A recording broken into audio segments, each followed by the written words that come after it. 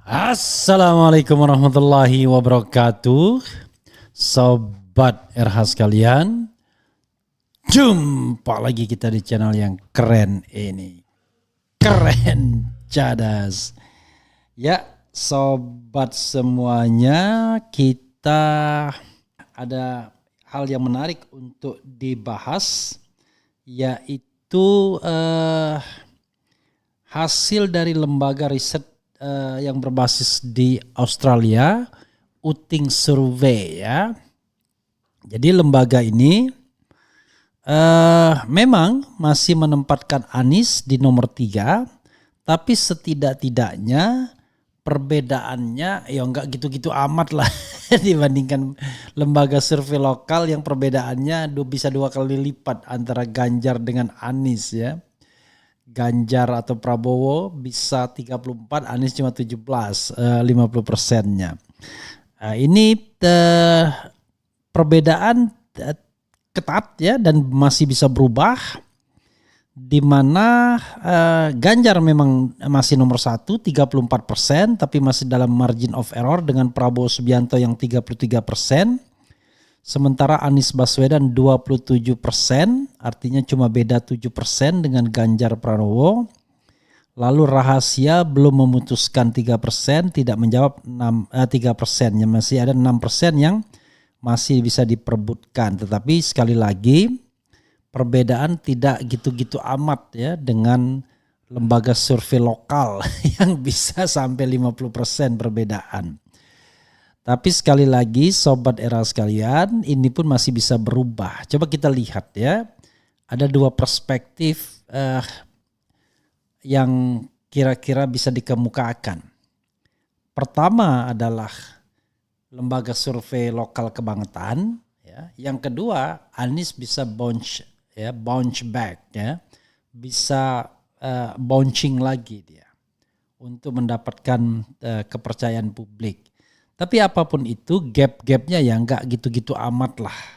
Kalau kita mendasarkan pada survei yang dengan 1.200 responden yang sokol katanya metodenya ilmiah dan lain sebagainya. Coba kita bacakan siaran pers dari Uting Research, lembaga survei berbasis di Australia ya. 27 Juli 2023, Uting Research, lembaga survei Australia. Pilpres Indonesia masih ketat. Hasil survei Uting Research, sebuah lembaga survei yang berbasis di Australia pada 12-17 Juni 2023, menemukan bahwa pertarungan kandidat dalam pemilu presiden di antara ketiga calon presiden, Ganjar Pranowo, Prabowo Subianto, dan Anies Baswedan masih ketat dan suara pemilih masih rentan berubah. Dalam survei tersebut, Ganjar Pranowo mendapatkan elektabilitas sebesar 34%, disusul oleh Prabowo Subianto 33% dan Anies Baswedan 27%. Sebesar 3% responden mengaku rahasia dan belum memutuskan, dan 3% lainnya tidak menjawab. Dengan selisih yang dekat antara ketiga calon membuat masih rentan terjadi perubahan pilihan pemilih menjelang pemilu presiden.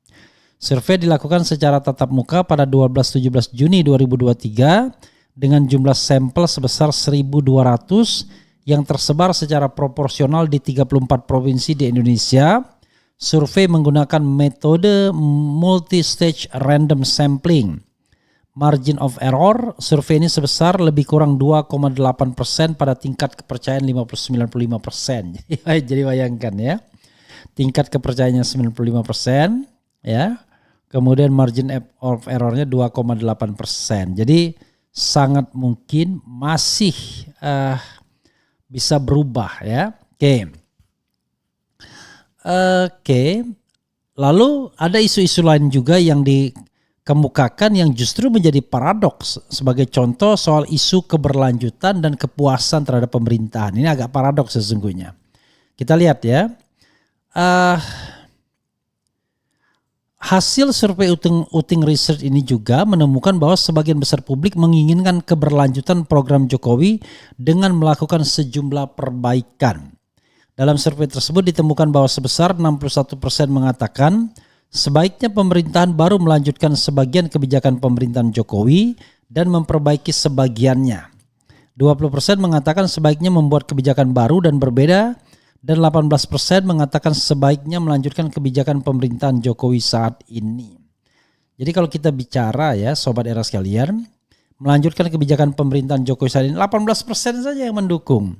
Tapi kalau melanjutkan sebagian kebijakan pemerintahan Jokowi dan memperbaiki sebagian lainnya, ini yang kita katakan sebagai continuity and change ya. Jadi kalau kata Anies ya ada 4 aspek. Ada yang harus dipertahankan, harus ada yang diperbaiki, harus ada yang dibuat yang baru kan begitu. Kemudian ada yang harus dikoreksi. Jadi tidak mungkin suatu pemerintahan yang baru itu melanjutkan semuanya dari pemerintahan sebelumnya. Atau dia membuat kebijakan yang totally baru, nggak mungkin juga.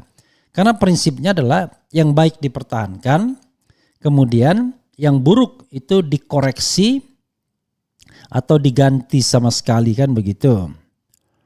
Kemudian Uting Research juga bicara tentang tingkat kepuasan ya. Oke.